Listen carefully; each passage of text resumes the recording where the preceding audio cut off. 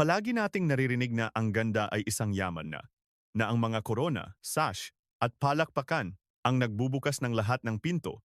Pero sa pinakamatataas na antas ng kapangyarihan sa Pilipinas, ang ganda ay hindi ang premyo. Ito ang panimulang puhunan. Sa likod ng mga entablado ng pageant at red carpet, mayroong isang mundong umiikot sa lupa, sa lahi, at sa mga kasal na may hidden agenda. May mga babaeng ginamit ang kasikatan para magtayo ng sarili nilang negosyo. Ang iba naman ay diretsong pumasok sa mga dinastiyang humulma sa industriya, politika at yaman ng buong bansa. Hindi ito simpleng listahan ng kung sino ang may pinakamalaking pera sa bangko.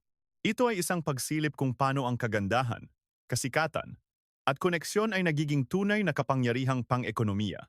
Mula sa mga negosyante at imperyo sa media, hanggang sa mga pamilyang may-ari ng malalawak na lupain at kayamanang industrial, inilalantad ng mga kwentong ito kung ano ang nangyayari kapag ang kislap ay hinaluan ng semento at bakal. At sa pinakatuktok, may isang kwentong namumukod tanggi. Number 10. Shamsay Supsup, ang arkitekto ng mga panlasa. Upang maintindihan kung paano ang mga beauty queen ay lumilipat mula entablado patungo sa kaban ng yaman, kailangan nating simulan sa babaeng nagpatunay na kaya mong itayo ang isang kapalaran gamit ang isang drafting table at isang kawali. Magsimula tayo kay Shamsay Supsup, ang third runner-up ng Miss Universe 2011. Bagamat hindi niya naiuwi ang pinakamataas na korona noong gabing iyon, mayroon siyang nakuha na masasabing mas mahalaga pa sa katagalan. Isang kumpletong plano para sa isang imperyong kayang palakihin. Karamihan sa mga beauty queen ay ginamit ang kanilang 15 minutes of fame para habulin ang mga endorsement na madaling kumupas. Ibang-iba ang naging laro ni Shamsay. Ginamit niya ang kanyang kasikatan para maging isang restaurant mogul. Si Shamsay ay hindi lamang isang magandang muka. Siya ay isang lisensyadong arkitekto na nanguna sa National Licensure Examination na may markang 86.6% at nagtapos bilang magna cum laude mula sa Universidad ng Pilipinas. Itong talino niya ang naging pundasyon ng kanyang yaman, kasama ang kanyang asawang negosyante na si Lloyd Lee. Itinatag niya ang Pedro and Coy Restaurant Group. Hindi ito isang maliit na proyekto kung saan ipinapangalan lang ng isang celebrity ang sarili niya sa menu. Ito ay isang planadong pag-atake sa merkado ng kainang Pilipino. Nakita nila ang isang puwang para sa tinatawag na Pinoy pop cuisine. Tradisyonal na pagkaing Pilipino na inihahain sa isang lugar na sadyang inistiluhan. Ang mga disenyo sa loob ay parang magulong enerhiya ng isang jeepney o isang abalang kalsada sa Maynila ginagawang isang karanasan ng pagkain. Hindi lang sila nagbukas ng isang branch. Mabilis at agresibo ang kanilang pagpapalawak, nakakakuha ng mga magagandang pwesto sa mga sikat na mall tulad ng Fisher Mall, Green Hills, at SM North EDSA. Sa laro ng mga restaurant, ang pagkuha ng pwesto sa mga Tier 1 na mall ay nangangailangan ng napakalaking kapital at seryosong impluensya, mga bagay na nakuha ni Shamsay gamit ang kanyang kasikatan. Ang kanyang yaman ay nakatayo sa direktang kontrol. Hindi tulad ng mga reyna na umaasa sa mga kontratang may expiration date, si Shamsay ang may-ari ng pasok at labas ng pera. Higit pa rito, ginagamit niya ang kanyang propesyon sa pamamagitan ng kanyang kumpanyang Gridlines MGS Construction. Hindi lang siya umuupa ng mga arkitekto. Siya mismo ang arkitekto na nagdidisenyo ng sarili niyang mga commercial space at ng kanyang personal na tirahan sa Ayala, Alabang.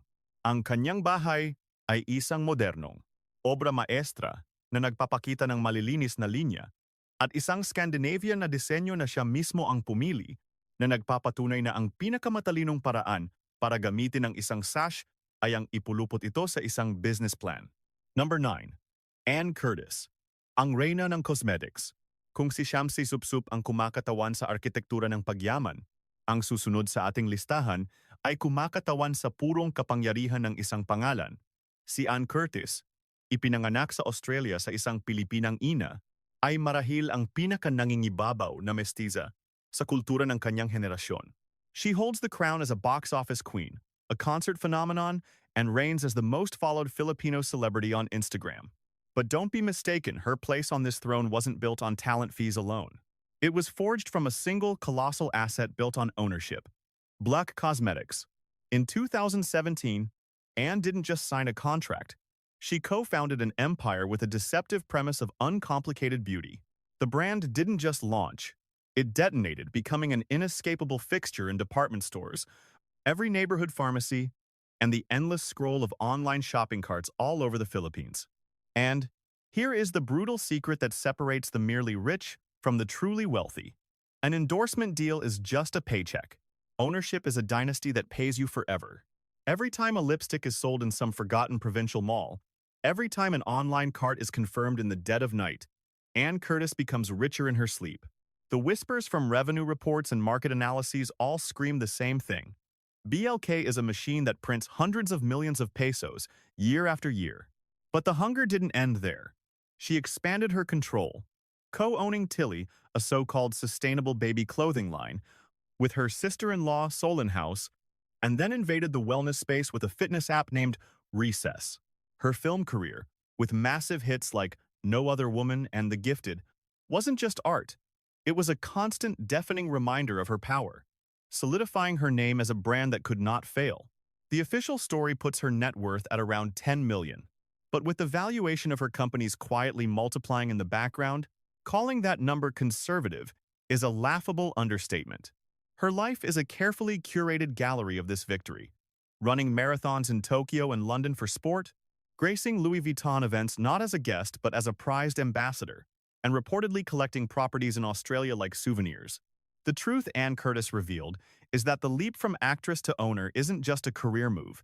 It's the ultimate cheat code to generating wealth. She didn't just put her face on a brand. She became the brand itself. Number 8. Marian Rivera, the mogul of flowers. Now, if Ann Curtis conquered the cosmetics aisle, our next monarch commands the television screen and, bizarrely enough, the market for luxury preserved flowers. For the longest time, Marian Rivera was the very definition of the perfect commercial endorser. Born in Madrid to a Spanish father and a Filipina mother, she has ruled over the GMA network's primetime slot for nearly 2 entire decades, a reign that seems almost endless. Marian's fortune stems from one simple, terrifying fact. She is everywhere. Open a magazine, switch on the television, or simply survive the traffic on EDSA and she is there. Her face sells you milk, toothpaste, refrigerators, bank loans, and the dream of a luxury condo. The government's financial records consistently show her as one of the top taxpayers in show business, with a net worth vaguely estimated somewhere between $5 million and a staggering 600 million pesos. But Marian didn't just pile up her earnings in a vault. She weaponized them, pouring her capital into a business that perfectly mirrored her public persona of elegance. Flora Vida. This isn't your corner flower shop. It's a business built on preserved flowers imported from Europe, arrangements that never die. This was no pet project. Marian personally went to Japan to master floristry, ensuring she had absolute control over the collections. The brand then mutated, expanding its reach into home decor, clothing, and furniture, with entire collections selling out in mere minutes thanks to the obscene profit margins on such luxury goods. Marian also reaps the benefits of what can only be called the Dongyan economy. Her marriage to Ding Dong Dantes wasn't just a union. It was the merger of two corporations, creating a joint brand of unbelievable value. Together, they are a factory, producing sitcoms, movies, and even investing in tech startups like their own delivery app, Ding Dong PH. They erected a massive, ultra-modern mansion in Makati, a palace so grand it's constantly featured in design magazines for its imported Italian furniture and architecture. She is seen driving the most exclusive luxury cars, carrying Himalayan Birkins that cost more than a house, all while masterfully maintaining a relatable image that keeps those endorsement contracts coming. Now for number 7, Katrina Gray, the queen of influence equity. And now, we turn to the woman who completely rewrote the rules for being a commercial model in the internet age. The Philippines' 4th Miss Universe, the one and only Catriona Gray. The kind of wealth Catriona Gray possesses is a different beast entirely. It wasn't built on haciendas or factories. It was built on the currency of influence. With more than 13 million followers on Instagram alone, Catriona is a media empire in human form. Insiders in the industry will tell you that a single sponsored post from a Kolnak, a personality of her stature, can easily command from 500,000 to over 1 million pesos. But that, believe me, is just scratching the surface. The real jackpot is in those long-term endorsement deals with corporate titans like Jollibee, Smart Telecommunications, Cetaphil, and Samsung. When these multi-billion-dollar corporations sign a brand ambassador, the contracts often soar into the eight-figure range annually. You see, Catriona didn't just win a crown. She brilliantly created a brand out of Philippine pride, weaponizing icons like the 3 stars and a sun ear cuff and the legendary lava gown. She wove herself into the very cultural story of the nation. This is the kind of branding power that allowed her to acquire her dream home, Casa Grey. Planted in a prime spot in Metro Manila, this house is as much a content factory as it is a home. She personally orchestrated the interior design to showcase her artistic flair, complete with a dedicated music room and a custom-built office where she runs her entire enterprise. Number 6. Gloria Diaz, the queen mother of them all. If Catriona Gray is the new money, then Gloria Diaz is the original gold standard.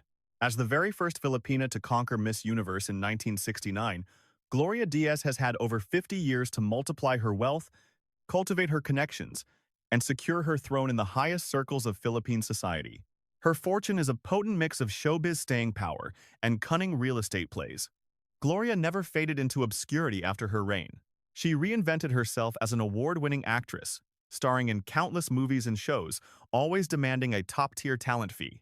Now, multiply that income over 5 decades, and what you have is an almost unbelievable accumulation of cold, hard cash. But Gloria didn't just hoard her money. She made it work for her.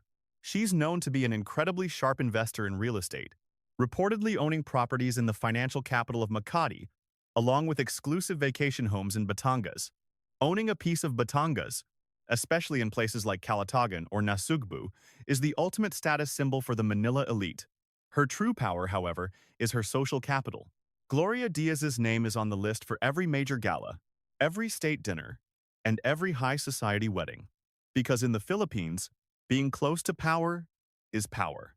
She is the textbook example of dynastic wealth, using her crown to build a name, using that name to build a fortune, and then raising children like Isabel Daza, who are now taking that fortune into new territories. Number 5. Pia Wurtzbach, the global empire. From the old guard, we pivot to the woman who shattered the 42-year drought and became arguably the most recognized Miss Universe in recent memory, Pia Wurtzbach. But she is not just a beauty queen. She is a one-woman multinational corporation. Her net worth is estimated to be in the multi-millions of dollars, powered by an endorsement portfolio that is simply unmatched. A study by NetCredit back in 2021 revealed Pia was the highest-paid Instagram celebrity in the Philippines, reportedly raking in $3.6 million in 1 year from sponsored posts alone. She earned more than every actor, every singer, and every other influencer in the entire country during that time. Pia remade herself as an entrepreneur, launching Pia's Kitchen and putting her money into Dr. Gloss, a business that cleans rugs and carpets. But the real game-changing explosion in her net worth came after she married Jeremy Johnny, the man who founded and runs Beautiful Destinations as its CEO. Their marriage wasn't just a union. It was the birth of a power couple, unlocking a tier of luxury she hadn't seen before. You'll find them living in Dubai these days, a paradise free of taxes for the world's business players, holed up in a lavish villa with a breathtaking view of the city's skyline. But Pia hasn't let go of her footing in the Philippines. She once owned a high-end condominium in Makati, which, very recently, she sold off. She cashed out a major asset, all to pour more fuel into her life on the global stage. She makes sure to travel in luxury, famously seen with a blue Audi Right, a supercar that will set you back more than 10 million pesos. The true brilliance of Pia is how she manages to stay in the spotlight all over the world. You'll see her in the front row at Milan and Paris Fashion Weeks, draped in Bulgari and Dior. Coming in at number 4, Lucy Torres Gomez, a true member of the landed gentry. While Pia carves out her fortune across the digital world, the next woman on our list was born into a fortune so vast, her family owns the very earth on which national borders are drawn. Lucy Torres Gomez is the perfect image of the old money mestiza elite. She comes from the influential Torres and Martinez clans of Ormoc City, Leyte clans whose wealth isn't counted in cash, but in sprawling hectares of sugar plantations and a political grip that has lasted for generations. Her fame in showbiz might have been a fluke, but her wealth is anything but it's woven into the very structure of society. As a public servant, Her official statement of assets, liabilities, and net worth, or SALN, back in 2018, claimed a net worth exceeding 335 million pesos, which instantly made her one of the wealthiest figures inside the House of Representatives. And here's the truth. Those declarations are usually lowballed, calculated from what they paid for the assets, not what they're actually worth. What this really means is that the current market value of her holdings is almost certainly far, far higher. Her marriage to the actor Richard Gomez forged an alliance that blended the mass appeal of celebrity with the deep-rooted power of provincial feudal lords. Between them, they control massive stretches of land in Leyte, which includes the Carla Hotel along with other commercial ventures. Their main home in Ormoc is a massive estate that looks more like a country manor from Europe, packed with priceless heirloom furniture and antique silverware. Let's be clear, Lucy has no need for the daily grind. What she does is guard a dynasty. At number 3, Gretchen Barreto, and the palace of a socialite. Now we are ascending to a level of wealth so high that talent fees have become completely irrelevant. We are now stepping into the universe of shameless, over-the-top extravagance, personified by Gretchen Barreto. Gretchen is the queen of a reality so lavish, it makes the movie Crazy Rich Asians seem like a factual documentary. For close to 30 years, she has been the companion of Tony Boy Cojuangco, the heir to the Cojuangco dynasty and the man who used to own PLDT. And even though they never married, that partnership has positioned Gretchen right in the middle of a multi-billion peso empire, with some putting the value of her lifestyle at somewhere around the 2.6 billion peso mark. Her entire existence is a showcase of luxuries most people can't even imagine. She travels exclusively by private helicopters and jets just to check on her partner's various properties. The rumor is that her collection of Hermes Birkin bags is among the most valuable in all of Asia, boasting of rare Himalayan crocodile skin versions that fetch millions of pesos for a single piece. Gretchen holds court in 2 main residences, both located in the most ridiculously expensive enclaves in the Philippines, Dasmariñas Village and North Forbes Park. Her house in Dasmariñas is practically a museum to opulent living, overflowing with art from Filipino masters like Amorsolo and Bencab. The dining room is her personal theater, where she throws lavish parties using table settings that cost more than the average person's car. Think crystal glassware, cutlery plated in gold, and porcelain antiques. And at number 2, Sharon Cuneta, the billionaire known as the megastar. Coming in at number 2 is the woman who embodies a perfect storm, the bloodline of a political dynasty, the earning power of a box office empress, and the sharp instinct of a billionaire, Sharon Cuneta. It's widely accepted that Sharon is the country's wealthiest celebrity, with a net worth estimated to be between 2.5 billion and over 3 billion pesos. And here's the crucial detail she famously declared: "I was already a billionaire before I married Kiko." With that one line, she obliterated any gossip that her fortune was built on her husband's political power. Her riches spring from a powerful trifecta of sources. First, her iconic career. In the 90s, she signed a deal with ABS-CBN, reportedly valued at 1 billion pesos, the largest contract of its kind in Philippine history at that time. Second, her birthright. She is a scion of the Cuneta political machine in Pasay City, a family controlling vast and valuable real estate. Third, her shrewd investments. Sharon is nothing less than a property magnate. She even made global headlines when she sold her mansion in Calabasas, California for 2.2 million, simply stating that she wasn't really using it. Back here in the Philippines, she is erecting a personal fortress, a mega mansion envisioned as a small, self-sufficient city, complete with a 2-level library with rolling ladders and an entire wing dedicated solely to her dogs. And at number 1, Margie Moran, the Empress of the Banana King's empire.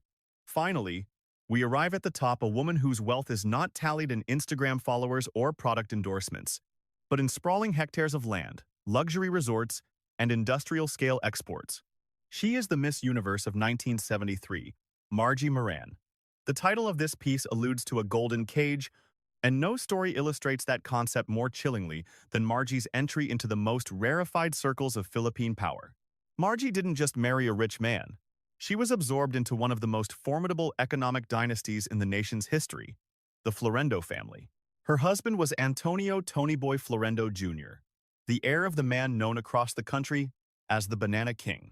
To truly comprehend the scale of this fortune, one must look at Tadeco, the Tagum Agricultural Development Company. This is one of the largest single unbroken banana plantations on the entire planet, an empire of thousands of hectares covering Davao del Norte. For generations, this company has been the main supplier of premium Cavendish bananas to Japan and the Middle East, an unstoppable cash printing machine that generates billions upon billions of pesos every single year. But this immense fortune was built upon a dark and heavy truth. The Florendo patriarch was a notorious crony of the Marcos dictatorship, wielding control over massive segments of the economy throughout the martial law years. To exist within such a dynasty is the ultimate golden cage, a life of infinite luxury, yet shackled by the intense public glare and the political violence of the era. Margie, however, refused to be a mere ornament in that cage. She ran the family jewels. Her crowning glory was the Pearl Farm Beach Resort on Samil Island. This remains one of the most exclusive and luxurious resorts in the archipelago, and Margie presided over it as the president of its management company. She was the one who converted an old pearl farm into a world-renowned destination, known for its stilt villas, designed by a national artist. Her reach extended beyond business and into the realm of cultural power. She chaired the Cultural Center of the Philippines, the CCP, which gave her dominion over the massive, brutalist complex that acts as the very heart of the nation's arts. In the real hierarchy of the wealthy, land will always trump brand, and Margie Morin's connection to the boundless, agricultural and real estate empire of the Florendos elevates her to a financial stratosphere no other beauty queen has ever reached. What these women reveal is that a crown is never the final prize. For some, it was merely the foundation for a brand. For others, it was the key that unlocked the gates to true dynasties, where wealth is calculated in land, exports, and the iron-fisted grip of generational control. Not every woman discussed here is a certified billionaire, and not every family's fortune is a matter of public record. But each story is just a different map to the summit of power, whether by owning the board, marrying the throne, building your own kingdom, or becoming the new religion. This is what true dominion looks like, when the cheering stops and permanence is forged. If you hunger to dissect these women, the nature of their power, and the rigged systems that birth such obscene fortunes, then subscribe to Her Status. We have only just begun to unmask them.